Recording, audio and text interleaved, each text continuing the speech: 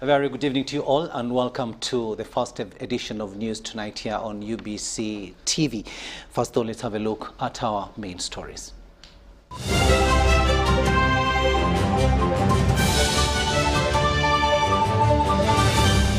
Brought to you by How to get points.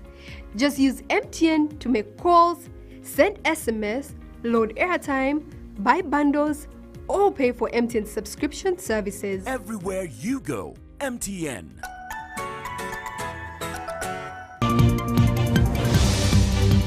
6 dead, 33 injured in Kampala city centre twin bomb blasts. Police also detonates 2 other bombs in Nansana. Police links bomb attacks to allied democratic forces, cautions the public on safety. And security deploys heavily in city centre, cordons off scenes of crime.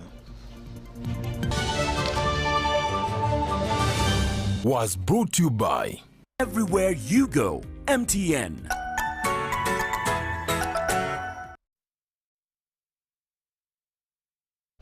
Hello there and welcome once again. We are coming to you live online and on air from Broadcast House here on Nile Avenue. On sign language, it is Elizabeth Nakakoni and I am Rukidi Edward Kijanangoma. And later on in this program, we'll be joined by Honorable Chris Variomons, who is the Minister for ICT and National Guidance. And of course, the topic will be on the bombings that happened today and what government is doing to arrest this situation. Let's get started. Now, today morning was a very, very dark day for Kampala city dwellers as twin bomb blasts went off in Kampala city centre, killing 6 and injuring 33. Now, security intercepted another suicide bomber and detonated 2 bombs. Now, the city is temporarily deserted, as we can see in the following report.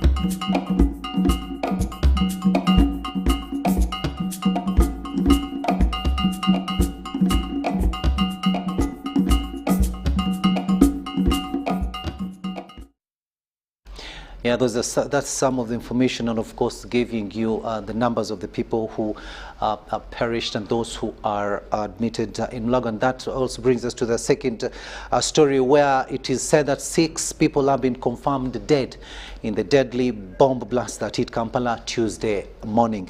Now, the 2 blasts were at Central Police Station in Kampala and Raja Chambers along Parliamentary Avenue.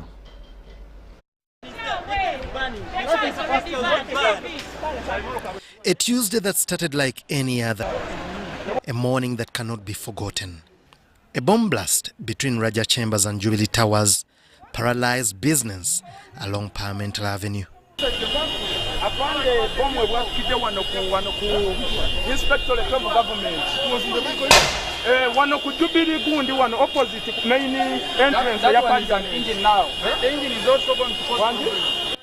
The blast sent office workers scrambling for cover over shards of broken glass as a plume of white smoke rose above the buildings.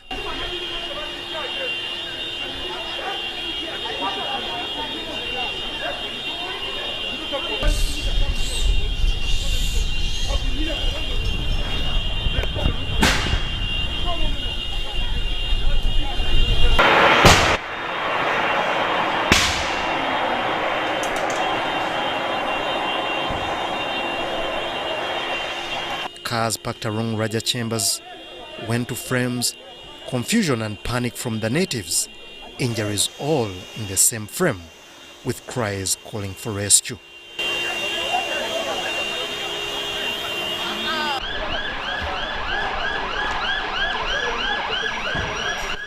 Skills of fire extinguishers put to play, but none could stop the fire that had gutted the cars. It may not be an easy story to tell, survivors of the incident each giving an account of their own, how they survived the blast, some injured. So he just had a blast.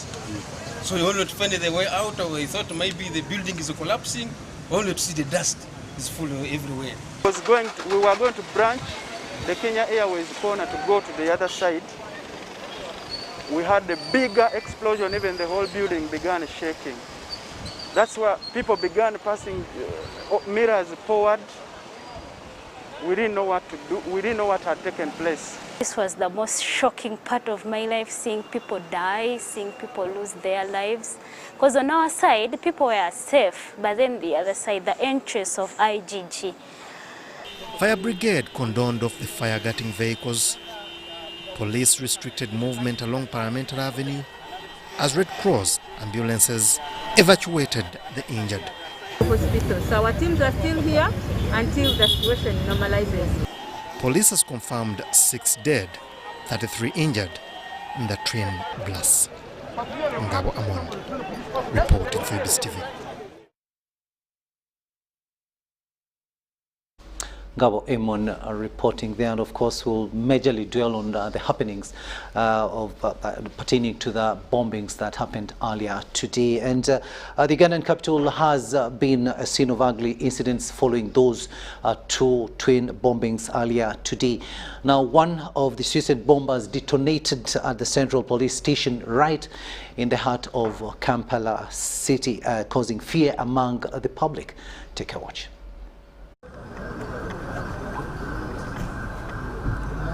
Under normal circumstances, every Ugandan knows that the Central Police Station in Kampala is one of the most secure places in this country.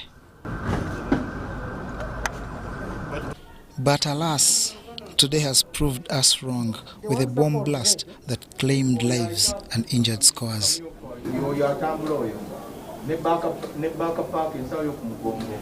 At about 3 minutes after 10 a.m., which is a time when many in this country are headed for their jobs, a suicide bomber that was monitored by security cameras let loose.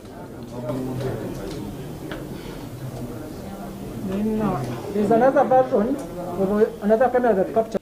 The response all over the place was of panic and tenterhooks, as many ran for dear life, some aimlessly, and surprisingly a few towards the scene of crime.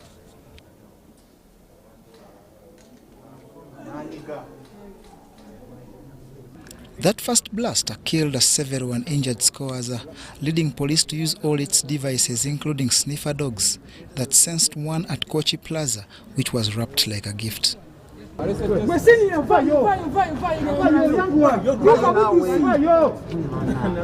Police detonated this and at this point ordered many Kampala dwellers to exit premises and wherever they were, because this seemed a syndicated move.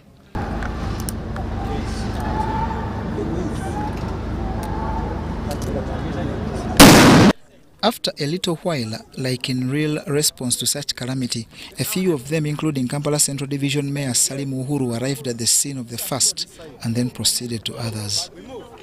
It's very unfortunate. We are in tears in Kampala Central. It happened to be a joke. People just took it as a joke, but now it is a reality. I was within the city center when the first bomb took off, and the second one, as we are talking now, we're here near Parliament. And you have seen the area they have chosen are key spots. So which means they're really determined to destroy us as Uganda. Because now the images in international news everywhere is bomb blasts in Uganda. To Salim Uhuru, this is one of the worst days for a nation that is battling on several fronts. So we were going into the festive season. We were going through the headache of the COVID-19. And now this takes us back again. Most shops are closed in town. People are scared. This latest spate of bombings is a repeat of happenings just a few weeks ago, when bombs went off first at a happening place in Komamboga and then on a bus along Masaka Road. The message now is practicing caution, with everyone helping the police to secure the country. John Barnes, Sentamo, reporting. Very, very sad indeed.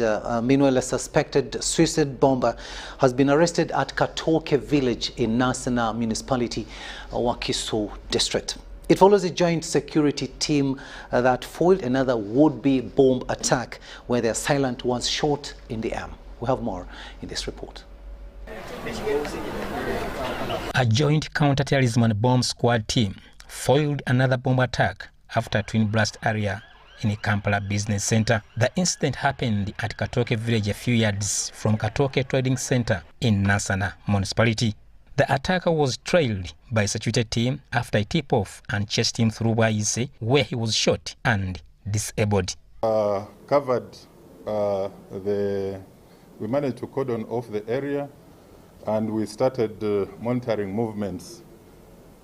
We managed also to pursue a fourth suicide bomb attacker and gave him a very good chase up to Waise, where we shot and disabled him and managed to arrest him. He's only identified as Mose. Earlier on, the bomb squad had been deployed, cordoned off the crime scene. After apprehending the suspect, police went to his home and searched a room he had rented 1 week ago. Went and managed to also search his home, where we recovered an unexploded suicide jacket and other related explosive devices. That is at Nasana Katoke at his home. It has been taken over by the bomb squad, but we are now pursuing other members of the terror groups.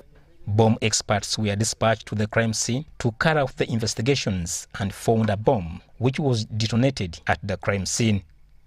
Security operatives were deployed to oversee the crime scene.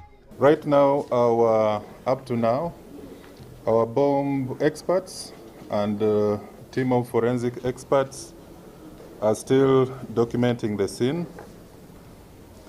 This is simply because we want to come up with the actual number of victims. Haruna Mteisasila, UBC News. Thanks, Haruna, for that report there. And of course, our reporter was actually at the scene of crime, and he has given us that report there. Meanwhile, police have arrested a suicide attacker believed to be part of the attackers who detonated explosive devices at CPS and Parliamentary Avenue.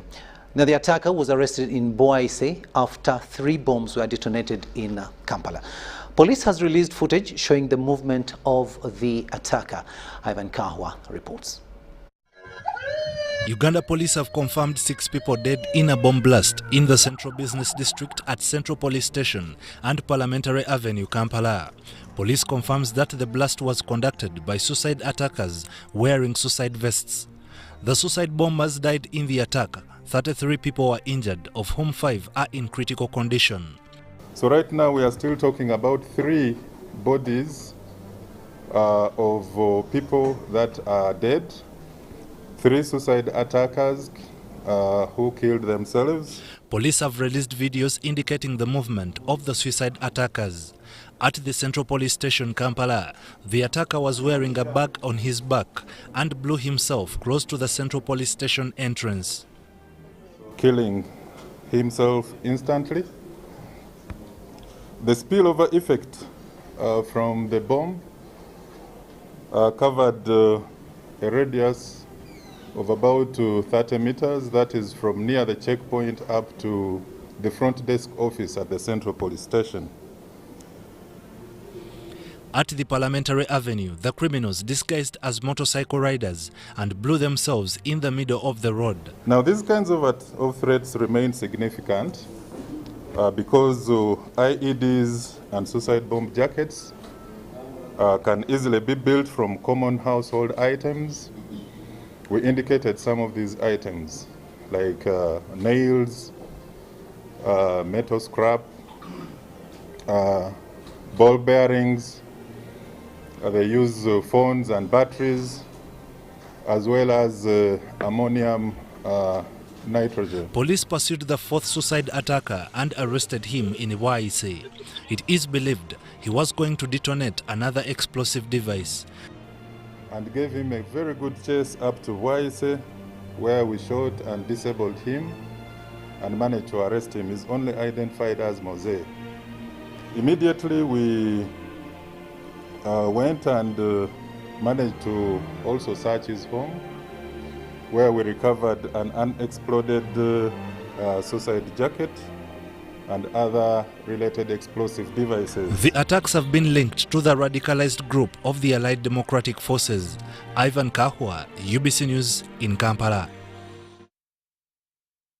Sad story indeed. And of course, following those two twin bombings, Parliament suspended its activities following those explosions that ripped through the city at Central Police Station and Jubilee Insurance Building near parliamentary buildings.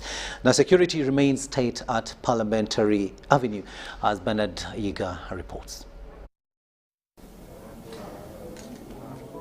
Moments after the first explosion went off at 3 minutes past 10 a.m. near the Central Police Station in Kampala.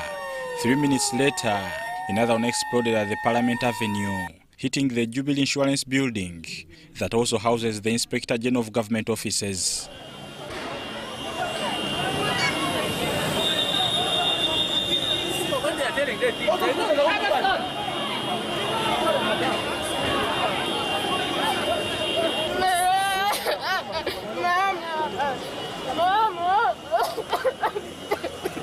The scene of crime is just a few meters from Parliament of Uganda, where legislators had turned up for business. The commandant of the Presidential Police Guard, Lieutenant Colonel Charity Bainababo, who is among the 10 UPDF representatives in Parliament, urged colleagues to stay calm. When you get in a panic like that, then you're supposed to instill calm. It's wrong. Relax.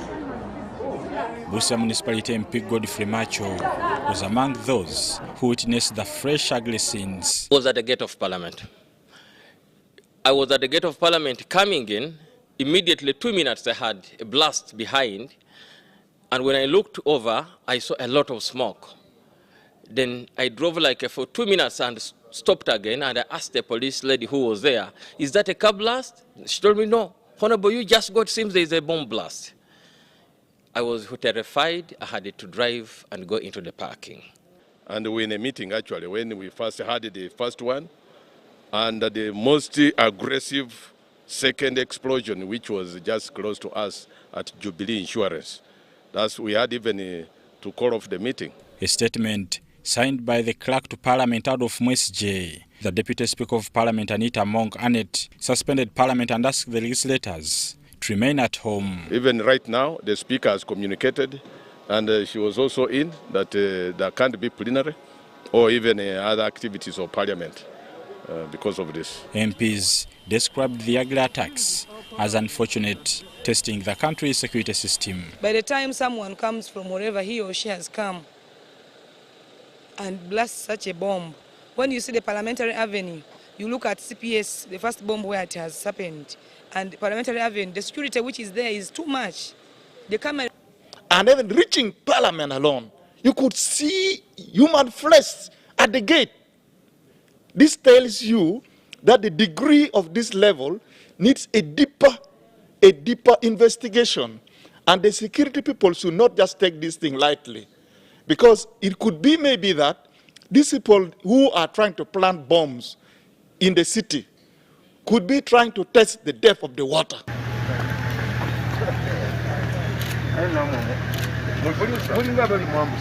A heavy security presence in and around Parliament Avenue was seen as ambulances parked at the crime scene.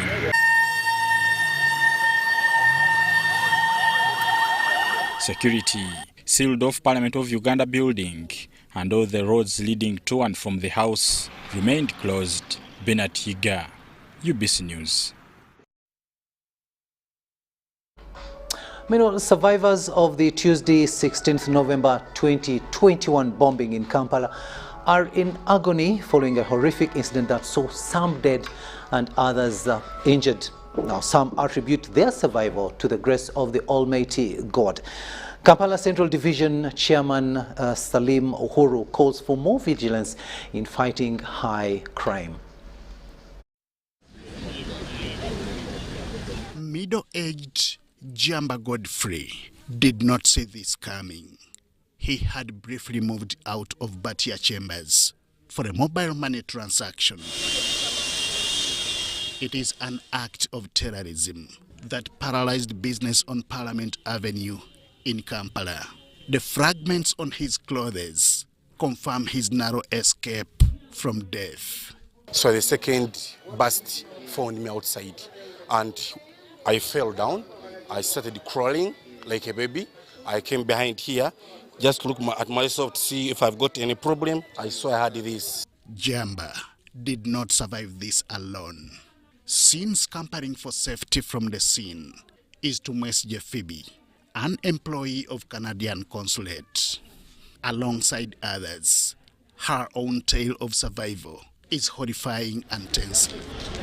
Waliwo n'omukyala gwe tubadde tufuluma naye ennyama y'entumbwe evuddeko ku ggumba n'ereebeeta bambi. N'abalala tubadde nabaawo nga bafunye pressure babatutte. Ambulance ze n'ebatwala. Munabudde omundi ogwokubiri ifena n'etufuluma naye twafuluma wabweyo. Ne tulaba nga abakyala n'abaami n'abaana n'abakadde bonna nga bali mu kudduka emisinde mingi. Security personnel on alert, ambulances on move, and survivors in trauma is a situation that saw medical personnel swing into action. Youthful Mariam Namudu was part of the medical team here, meant to save a life or two. So they are still looking out if there is any other incidents that are, or maybe some people are still alive or they're dead, so they are still sorting out everything. But the situation is under control. It is a situation that calls for vigilance to prevent similar occurrences in future. And it's very unfortunate. One of my friends, a police officer called Katongole, has died. I'll confirm that, but the rest will be by police. So it's very unfortunate, and I condemn it as the mayor of Kampala Central. I condemn such acts because Uganda, we should love Uganda. We should not destroy Uganda. Parliament Avenue is now a no-go area, with vital installations in and around closed indefinitely. Henry Okrut, UBC. Thanks, Henry, for that report. And of course, very sad, people losing their lives there in those twin bombings in Kampala. Of course, as you heard in all those other stories there, the first one taking place at CPS, and then the other one near Parliament around Jubilee building. And of course, we've been getting various reactions from our viewers on our different social media platforms, and we bring you reactions and responses from some of the leaders. And this is Dr. Chris Baryomunsi, who is going to be joining us shortly. He says Ugandans should not panic because of the cowardly acts of the terrorists who are throwing bombs in Kampala. Their intention is to cause scare in the population. Our security and intelligence teams are doing everything to ensure normalcy, but let's all keep vigilance. That is from Dr. Chris Baryomunsi. Now, Jacob Ulanya, the Speaker of Parliament, says deepest sympathies to families of our people killed in today's terrorist attack and a quick recovery to those injured. As I have said before, we are our first line of defense. Be each other's keeper. Share with police all information of security concern. Uganda shall prevail. Various other tweets. This is Major General Jim K. Mhwezi, and he says they appear nervous and may seem preoccupied or have a blank scare. Not so clear, but okay, this is from Bobby Wine, who is the leader of the National Unity Platform Party, and says, friends, as we all try to understand the cause of the explosions in Kampala today, let's all look out for each other and be extremely vigilant. Very sad that lives have been lost and many others are injured. We should stand strongly with each other in such a tough time.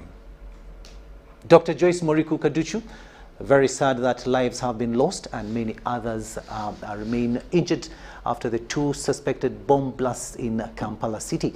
Let's be extra vigilant Be your neighbor's keeper. Of course, the minister emphasizing on being each other's keeper. And this is from the Lands Minister Judith Nabakova, who says in her tweet, "My thoughts are with those who have lost loved ones and those injured. Let us all maintain vigilance and support our teams to get to the bottom of this. Also, refrain from sharing images and videos you are not sure about. We shall prevail over these senseless acts." That is Minister Judith Nabakova. Many others. This is the leader of opposition in Parliament, Matthias Impuga, who says, let's reach out to friends, loved ones, and ensure cooperation with security. We implore security to ensure coherent sharing of relevant information with the general public and in a timely manner. He goes on to say that we also advise that the persons chosen to communicate on behalf of security should be those who enjoy a modicum of public confidence and without a history of distortion of information and politicking so as to enlist public cooperation. Rosa Malango, and this of course from the UN, my thoughts and prayers for the souls lost, people injured and families affected by explosions in Kampala, Uganda, the Pearl of Africa today. Various other, this is a letter that was actually from the clerk to Parliament, stopping the Parliament activities, and this is from the UPDF spokesperson. Fellow Ugandans, I greet you and extend my sympathy to all Ugandans. The explosions that went off earlier this morning should unite us more to fight and defeat terrorism in our country. They shouldn't divert us, but bring us together to stand and be counted in the fight.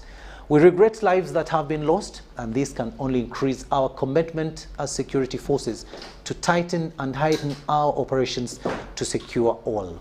We urge the public to remain calm and be extra security conscious.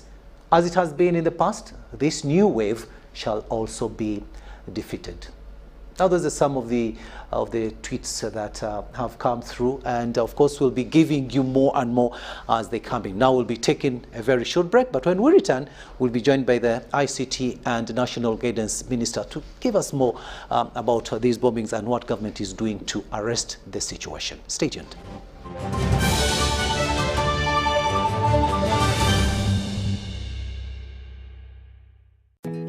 Grow together with one of Uganda's largest companies. Apply for MTN shares for as low as 100,000 Uganda shillings. And when you apply using MTN Mobile Money, you get 10 free extra shares for every 100 shares you apply for. Dial *165*65# or use the MyMTN app to apply now. The terms and conditions of the offer and other important information are set out in the prospectus. For assistance, visit any MTN service center or Stanbic Bank branch countrywide or a licensed broker.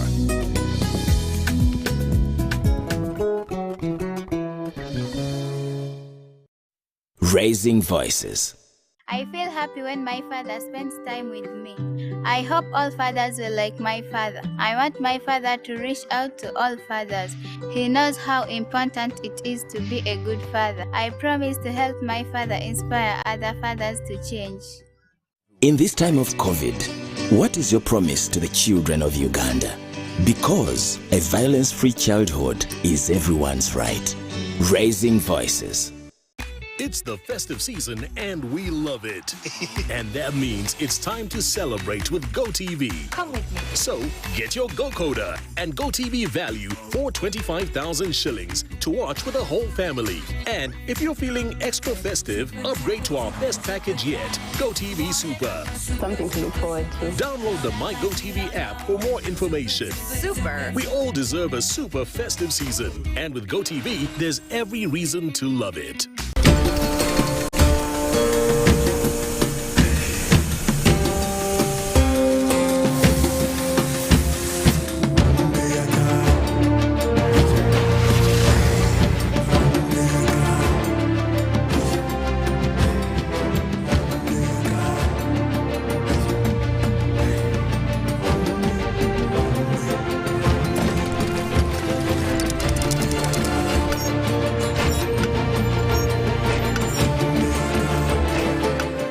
Introducing the all-new Roofing's TMX 500C rebars with cut and bend surfaces.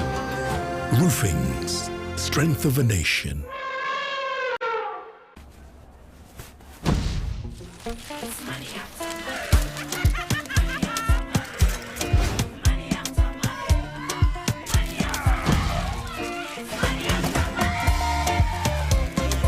Transact and win money after money with Airtel Money. 1.5 billion shillings in cash prizes up for grabs.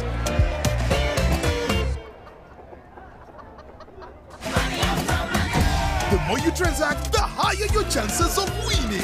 Airtel Money. Instant, secure, borderless.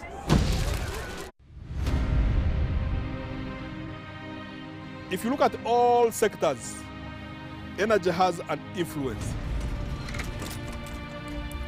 Now, how do we build a model that is sustainable? We're making good investments and we're growing the sector.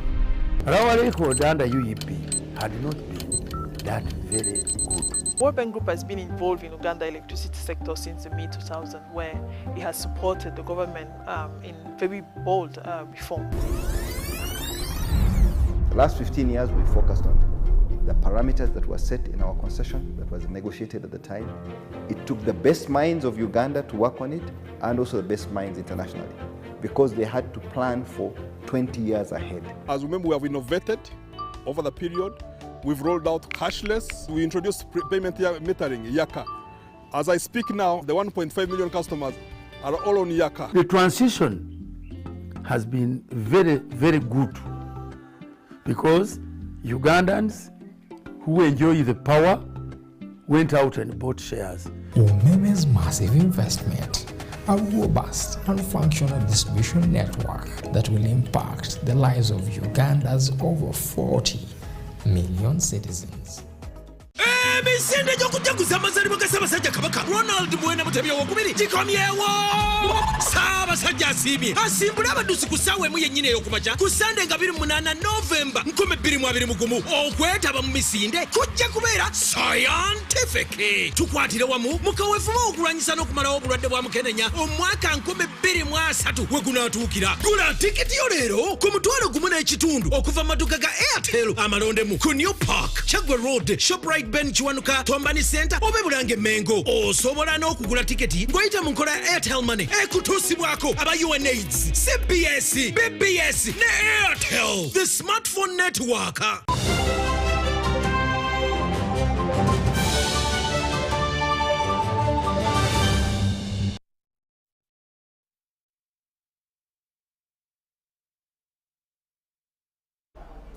Welcome back from that short break, and this is News Tonight here on UBC TV. And as we told you earlier on, we shall be joined by the ICT National Guidance Minister, Mr. Chris Baryomosi, shortly. But in the meantime, let's continue with our news. And on October the 15th, 2021, the United Kingdom warned Uganda that terrorists could carry out an attack in Uganda. However, the Uganda police downplayed the warning, saying that there was no need to elevate the threat levels. Now, whereas the Uganda police downplayed that alert warning, that did not stop the UK government call on their nationals to be extremely vigilant about their security, especially in crowded and public places like hotels, transport hubs, restaurants and bars, and during major gatherings like sports or religious events. Now, tonight we revisit the authenticity of the UK government terror warning to Uganda following the subsequent terror explosions that have taken the country's security unawares, and whether the Uganda police still sticks position that there was no need to elevate the threat levels. We have this in this story.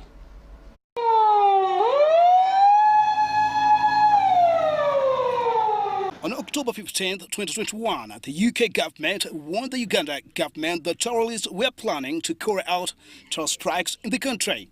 As part of its global fight against terrorism, the UK government called on all its nationals living in Uganda to be extremely vigilant about their security, especially in crowded and public places. Open quotes. Attacks could be indiscriminate. Open quotes, attacks could be indiscriminate, including in places visited by foreigners. UK counter-terrorism policing has information and advice on staying safe abroad and what to do in the event of a terrorist attack, close quotes. The statement reads in part. However, on October 18, 2021, Uganda police downplayed the travel alerts issued by UK and France, saying that the East African community remains confident about its security forces' ability to thwart any security threats. Open quotes, our joint terrorism teams have subjected the respective alerts to a process of validation for specifics to help determine whether the threats are imminent or not. The specifics are still not readily available, close quotes, says the police spokesperson Fred Enanga. Enanga further confirmed on October 18, 2021, that there are sleeper cells already in the country and that the efforts were underway to dismantle them, but maintained the need of not elevating the terror levels. But I want to assure Ugandans that our counter-terrorism teams have, since 2010, thwarted several plots, both foreign and domestic. Since the double attack of 2010, you remember. And in this very respect, we continue to review our security posture across the country, and we continue to maintain it as normal. Although the UK did not mention which terrorist group is behind the threat, Uganda security agencies were quick at figuring out the Allied Democratic Forces rebel, a Ugandan rebel outfit in the Congo, behind the new wave of the terror attacks in Kampala. With these latest terror bombings of Kampala, what remains unclear is whether Uganda police still holds on to its earlier positions of not elevating the terror levels.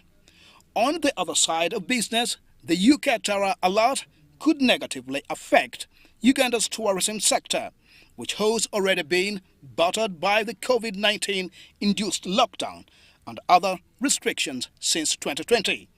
At least 35,000 tourists from the UK visit Uganda every year.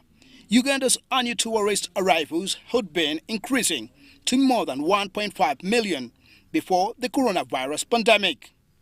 On July 11, 2010, Al-Shabaab terrorists set off 2 bombs at Kyadondo Rugby Club and the Ethiopian Village restaurant in Kampala. On July 11, 2010, Al-Shabaab terrorists set off 2 bombs at Kyadondo Rugby Club and the Ethiopian Village restaurant in Kabalagala, a Kampala suburb, killing at least 70 people and injuring dozens.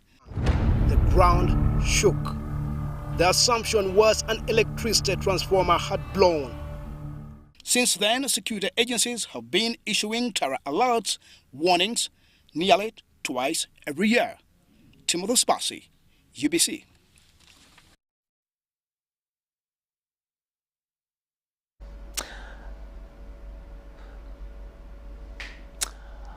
That was a team, of course, with that elaborate story there. And as far as going back to the terror alert that was given by the UK, the government, and what has actually taken place ever since that terror alert. But now let's have a look at what's happening in the world of business. And still remember that we are waiting for Honorable Chris Bariomunsi, who will be joining us shortly to shed more light on what the government is doing in as far as arresting this situation is concerned. Now, business in Kampala came to a standstill following the twin bomb blasts that hit the Central Police Station and Parliamentary Avenue here in Kampala. The business fraternity was paralyzed following security deployments along Kampala, Jinja and Bombo roads.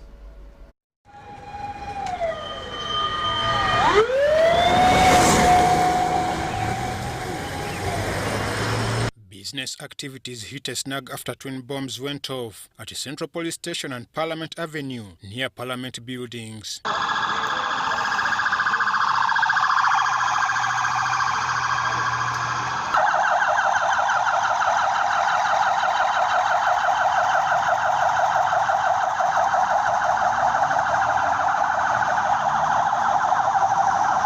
Police said there were 3 suicide bombers who died in the attack, with 33 people injured. Geoffrey Kamukama, who survived the bomb at CPS, operates a snacks and drinks canteen at Central Police Station.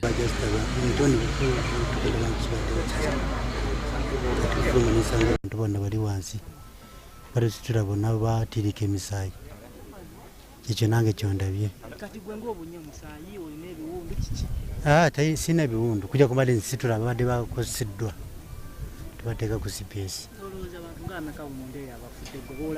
Ate si ne bondabye ndabye balamu otadde ku matoka. Abasirikale bonsitudde. Situdde abasirikale.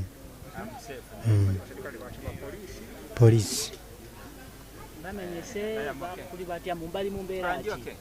Era bagenzi batiri ku musayi batali bulungi era bagenda kuba bulungi Katonda bw'abayagazi. Nze wonkolerawo ndeetera ebintu. Tewondeeta ebintu onkolera. Emmere abantu byetukola kantiini mu kantiini awo. Mami waakolera. Heavy security deployed and ordered people to return home.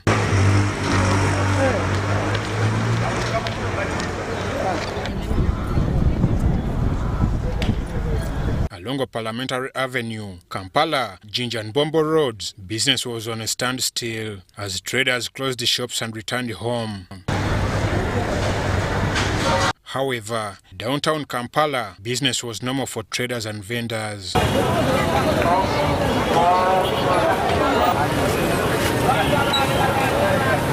The police has been on time, everything has been on time, and it's very unfortunate. I've lost one of my friends called Katongole, who has died. And it shows you we have to be extra cautious of this security that is happening, whatever is happening in Kampala Central. Because if these guys can come in key places, because they have chosen key spots. CPS is a key spot, Parliament is a key spot. I'm Ivan Juko, reporting for UBC News.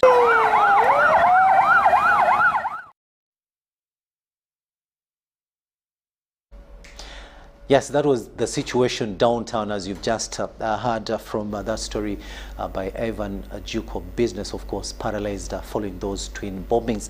But as we had said earlier on, I'm now joined by the Minister for ICT and National Guidance, Honorable Chris Baryomusi, who is going to tell us, to shed more light on these bombings and what government is doing in as far as arresting this situation is concerned. Honorable, good evening and welcome to News Tonight. Thank you very much, and good evening, viewers. I'm happy to be here. Of course, Minister, I know your office is almost near where the bomb that happened at Parliamentary Avenue happened, and we thank God that you were not there and you survived it. But tell us, what is really happening? People are asking themselves the bombings the other time, now today, what's going on? Yes, first of all, I thank God that I was not in the office because it has been shattered. Because the bomb blast was just opposite the office, and the impact was very heavy, and the fragments of the grasses in my office are shattered and are down. But first of all, let me convey my condolences to all those families and the people who lost their loved ones in this kind of senseless killing. Somebody leaves home to go and fend for his or her life only to meet this kind of death. It's very unfortunate, and we condole with the families and also sympathize with those who are injured, because as police earlier communicated to the country, we lost 3 Ugandans, a police officer and 2 civilians, and also 3 suicide bombers. I don't know whether I should send condolences to their families because I think for them, they wanted it that way, to kill themselves. But really nobody should be happy to take away his or her life or take away somebody's life. Then the latest reports from police indicate that 37 are injured. I think the earlier report was talking of 33. They have since increased 37. 37, yes. And they are being given health care and we hope for the best. We hope they will recover and be able to rejoin their loved ones and their homes. These are terrorist attacks. As we all know, this morning, a few minutes past 10 a.m. in the morning, there were these simultaneous bomb blasts, one near the CPS. That's why one of the police officers got injured because the fragments went into the counter of the CPS, and one police officer got injured and died.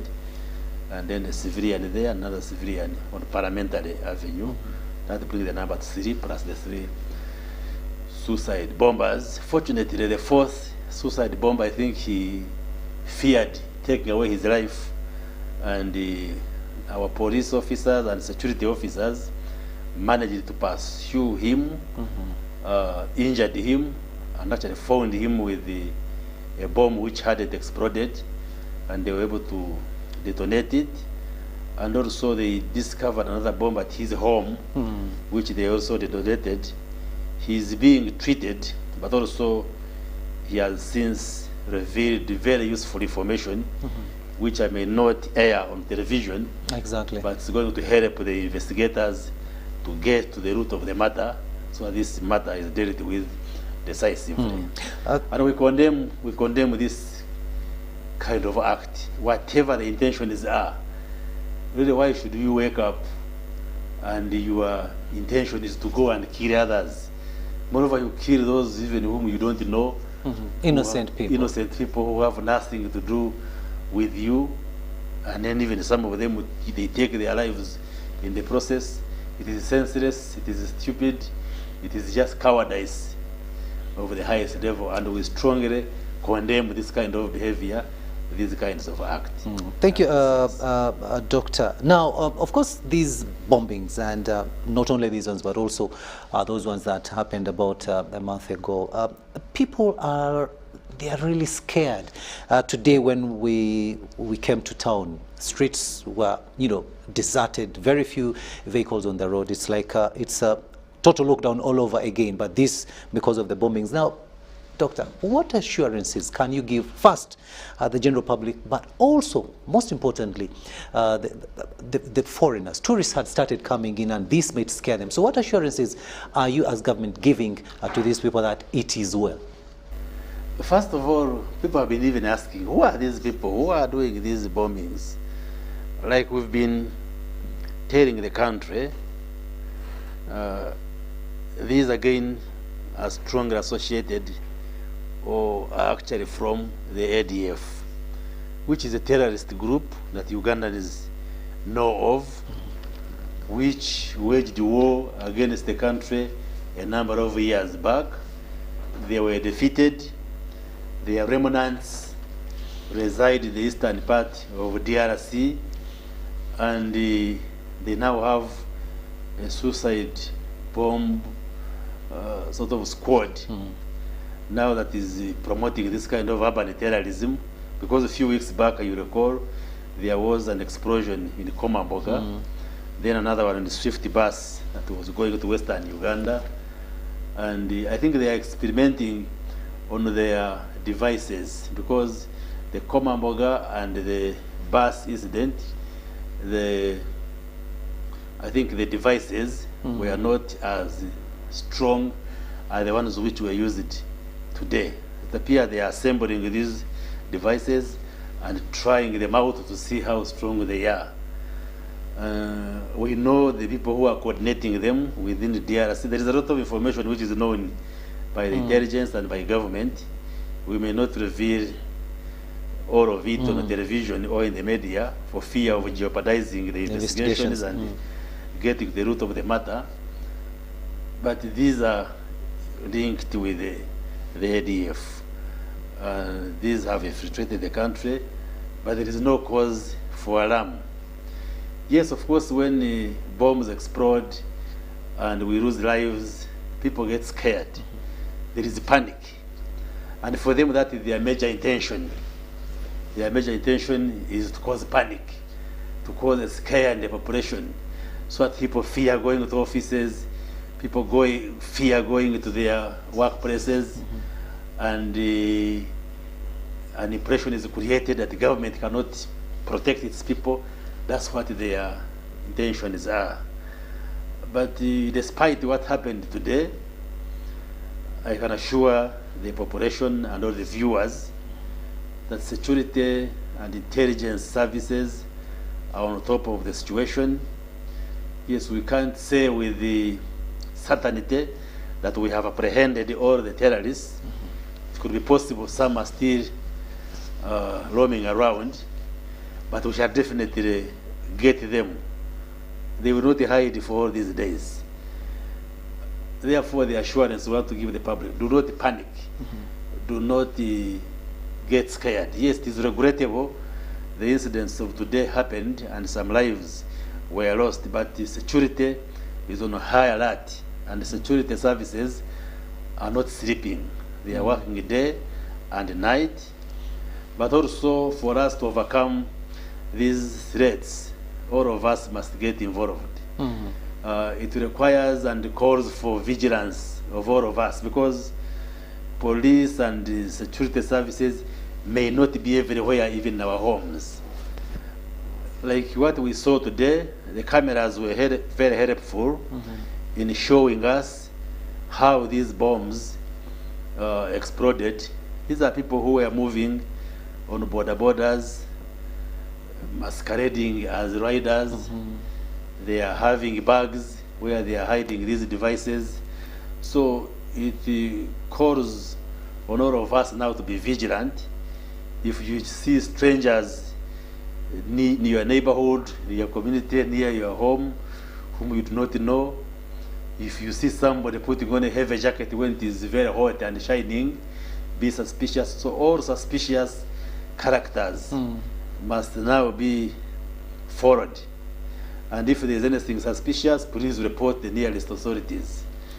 Those who manage buildings, government offices, business premises, and areas where people congregate, markets, churches. I think there is a need now for heightened vigilance, and for all of us to be conscious that these terrorists can easily use those places to come and cause havoc. So it requires that if you are a church leader, you are managing a church or any space where people gather, please put measures to check those who are accessing, but also have eyes which will be looking around to see any suspicious character and take the necessary efforts. I'm sure we shall be able to overcome it, because it's not the first time these urban terrorists have come to Kampala, and we have defeated them before. We shall still defeat them. Thank you, Doctor. And of course, you mentioned something that is very, very important. I remember some years back, any new person who came to probably a given village, the LCs had to register that person. They had to know where this person has come from, where is he going to be living, so that the general population knows that there is this new person. But today, I think the LC1 chairman should also be told to go back to the basics and register these people, because it's like it's not happening anymore. They are just into land deals and that's it. Yeah, you see, Uganda has been a very stable and peaceful country, to the extent that all of us take security for granted. You think you just go home without even checking the corners of your compound. People come and shift and settle near you. Like we are saying, you find even the LC leaders do not bother to check. Like I am told, this guy in whose home they found a bomb had just in the Nansana there, had just migrated there for like 1 or 2 weeks. Exactly. And was staying alone and so forth, but they are not bothered to check who are you, where are you coming from, why are you shifting here. So I think this is a wake-up call for all of us, including LCs, that we have to re-engineer the whole issue of security management. The LCs must be in charge of their areas and look out for strangers, look out for those who are migrating into those areas. They must register with the LC. So the LC chairperson and his committee must know the residents in their area. If there is a new person coming in, they must know that person and get details, where is he coming from, because when you are migrating and shifting, you should get a recommendation letter from your LOC introducing you to another LOC. So I think the calls for vigilance among the LOCs, but all of us as Ugandans. And I am sure the security apparatus is going to be ignited to ensure that all of us can be vigilant. And there is no need for being scared. There is no need for panicking. We urge all Ugandans to get back to work, even in Kampala here tomorrow, and go on business. Life goes on as usual. Life goes on, but remain vigilant and assure you that our security agents and intelligence agents are all over and trying to handle the situation. And we expect no other similar incidents to occur. Thank you, Doctor, because you have actually reassured Ugandans about going back to their daily business tomorrow, because some of them actually have been getting calls. What is going to happen? Do you think we shall be going back to? Yes, they are scared, but it's good that Ugandans, you've been reassured. It is okay. The security agencies are on top of the game. But also, as we end this interview, Doctor, you talked about it, that it is government believes, or they know, it is the ADF that is actually, disorganizing the country. Although a cross-section of Ugandans are skeptical, they believe that no, government is not on top of its game. They don't know who is hitting them. What can you say about that? We have a lot of information. Like I said, we don't have to discuss all the information in public, but we know that the ADF. But some of the areas we are investigating is whether our local politicians, or even those who want regime change. From both those who are within and those who are outside, are also involved. Because one of the areas we are examining, there is a group of politicians, for instance, who said this regime is going to fall, and we have started a campaign for the NRM regime to fall, and not through elections. Immediately after that pronouncement, we see bombs starting. Is there a link? All those links are being studied. But as of now, we know these are ADF agents. Whether they are closely associated with the political actors within the country and outside the country, those are areas we are examining and studying. And if any useful information comes to us, we shall definitely get it to the public. Like we were examining the issue of Bijambia, the Greater Massacre, where a linkage was created with some opposition politicians and arrests were made. So even when we talk with certainty that it is ADF, but we are still studying to see whether they are political actors that are working closely with the ADF to cause this. And should we get sufficient evidence, definitely we shall take action as a government.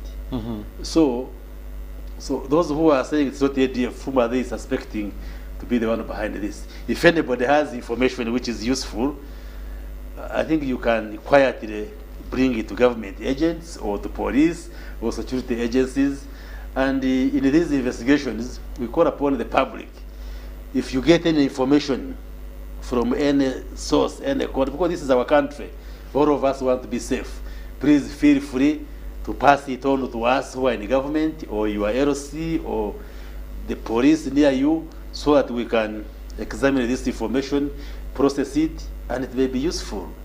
Maybe we may be wrong, it's not the ADF. If you have some useful information, please. They should come up and give it to you.